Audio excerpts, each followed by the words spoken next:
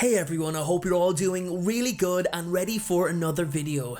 So it's that unique family in the spotlight once again. Well, it's one of them, and actually it's a bit of a sad and difficult topic to discuss, which you've all probably guessed by the title of this video, and that's the death of Fred Weasley.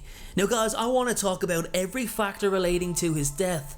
We'll talk about how he died, why he died in that way, why J.K. Rowling wanted to kill the character in the first place, how and who Fred's death affected, his last words. We'll even look at how the death was written in the books, and I'll be asking the question, did Fred Weasley actually need to die?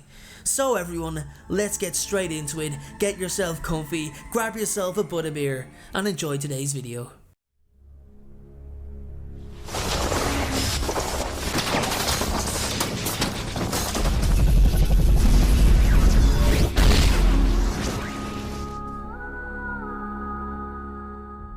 Okay everyone, let's get started. So, Fred Weasley. Fred. What a fantastic character Fred was, along with his brother George. The twins were the perfect example that incorporating humour and trying to see the funnier side of life doesn't always result in being labelled with the non-ambitious tag. The twins were actually extremely bright and were performing impressive spells from the age of 5. Well, for their age, it was impressive. Now the twins were basically inseparable from birth and were clearly each other's best friend, so the thought of them separating and starting their own lives must have come into their head at some point, but never did either of them expect to die and be left without the other permanently. Yet for J.K. Rowling, from the very first moment she created the twins, she knew one of them would die. Furthermore, she always knew it would be Fred. I always knew it was going to be Fred, and I couldn't honestly tell you why, Rowling said. Fred is normally the funnier but also the crueler of the two, so they might have thought, the fans that is, that George would be the more vulnerable one and therefore the one to die. However, the writer goes on to say it was definitely something she didn't enjoy. It was awful killing Fred. I hated that, Rowling said. So poor Fred's fate was written even before his character began to evolve, which goes to show just how much consideration Rowling gave to each character that she wrote to die. Don't forget, Arthur Weasley was also supposed to die until there was a last minute change of mind. The Weasleys were getting the axe faster than we could count, and how would that have affected Molly? She'd already lost her two brothers Fabian and Gideon in the first Wizarding War, something that stayed with her, and she was also set to lose her husband and one of her beloved children. Thank God Arthur was kept alive. He was actually the only decent father in the entire series if you ask me. I think JK wanted to make it clear in her writing how close Arthur was to death by narrowly surviving the snake bite. But there's another person who was left devastated by Fred's death, and that was, you've guessed it, George. The saddest part is that George never fully recovered after losing his brother. He was never the same person. You could even say the George we all knew when Fred was alive died with his brother that day. It's actually a heartbreaking realisation that George Weasley lives his very own mirror of Erised desires every time he looks into a mirror. He doesn't need anything magical to see the face staring back at him because it resembles his brother so closely. I can't imagine how painful it is for one twin to lose their sibling. Now, I can't speak from a personal point of view because I'm not a twin, but there definitely seems to be a very strong bond between twin siblings. It's also quite fitting that George went on to marry Angelina Johnson, who actually attended the Yule Ball with Fred. Angelina and Fred got on much better as friends, and it was through Fred's death that she and George shared their grief, eventually culminating in a relationship between the two. Still, despite George's good fortune with love, kids and his business, life would never be the same without Fred. Now, the manner of Fred's death is something that really bothers me. There are parts I liked, but I think I can see why it happened the way it did, and I'll get to that point soon enough. So let's actually take the text from the book and go through Fred's actual death together. So we'll start with Fred's last words, which were directed at his brother Percy after the latter humorously told Pius Thickniece that he was resigning. "You're joking, Percy," shouted Fred as the Death Eater he was battling collapsed under the weight of 3 separate stunning spells. Thickneys had fallen to the ground, with tiny spikes erupting all over him. He seemed to be turning into some kind of sea urchin. Fred looked at Percy with glee. "You are actually joking? I don't think I've heard you joke since you were..." The air exploded. They had been grouped together. Harry, Ron, Hermione, Fred and Percy, the 2 Death Eaters at their feet, one stunned, the other transfigured.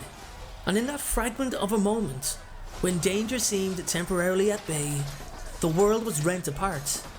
Harry felt himself flying through the air, and all he could do was hold as tightly as possible to that thin stick of wood that was his one and only weapon, and shield his head in his arms. He heard the screams and yells of his companions without a hope of knowing what had happened to them. And then the world resolved itself into pain and semi-darkness. He was half buried in the wreckage of a corridor that had been subjected to a terrible attack. Cold air told him that the side of the castle had been blown away, and hot stickiness on his cheek told him that he was bleeding copiously. Then he heard a terrible cry that pulled at his insides, that expressed agony of a kind neither flame nor curse could cause. And he stood up, swaying, more frightened than he had been that day, more frightened perhaps than he had been in his life. And Hermione was struggling to her feet in the wreckage, and 3 red-headed men were grouped on the ground where the wall had blasted apart. Harry grabbed Hermione's hand as they staggered and stumbled over stone and wood. "No! No! No!" someone was shouting. "No, Fred! No!" And Percy was shaking his brother, and Ron was kneeling beside them, and Fred's eyes stared without seeing, the ghost of his last laugh still etched upon his face. Now here's what I love, the beautiful description of Fred's final moment, how he stared without seeing, meaning his eyes were open even after death. The ghost of his last laugh etched upon his face, meaning he was happy the moment he died, still smiling at his brother. Beautiful, truly beautiful writing. However, I firmly believe that could have been used in combination with any other way for Fred to die. An explosion killed Fred Weasley. Now, at first I was thinking, what a joke. How can you kill Fred Weasley with a pile of bricks? He deserves to go down in a blaze of glory, fighting numerous Death Eaters until the very last moment. If JK is going to kill off one of the most beloved characters, then surely it needs to be more heroic and dramatic. I won't lie guys, I felt like this for a very long time. For years after reading the books, I couldn't see beyond a pile of bricks killing Fred. Then I reread the scene and it became so clear to me. Not everyone needs such a heroic death to be immortalized. Not everyone can have a heroic death because it takes away from the reality and realism of the story. Fred's death was written that way because in life, in battle, even the heroes can die by any means possible. How simple it was for something like an explosion to knock the main characters off their feet. You expect them to get back up, it's part of the story. You expect them to fight on, when sadly, one of them doesn't get back up. That was the point in ending Fred's life how she did, to show that during this war, anyone can die in any way. In fact, it actually makes me angrier to think that callous actions from Death Eaters caused the explosion, which was solely intended to harm. And harm it did. Anyway guys, that was my video on the death of Fred Weasley. I just wanted to have a small discussion on the topic for a change, so let me know in the comments section below if this kind of video goes down well with you guys, because I'd be so happy to make a couple more. Thanks again, have a great day, and always remember everyone, be happy and be kind. Thank you so much for watching, I truly appreciate your support. Everyone, notifications of uploads are more important than ever, so please, if you haven't already, turn those notifications on to make sure you're notified the moment my video goes live.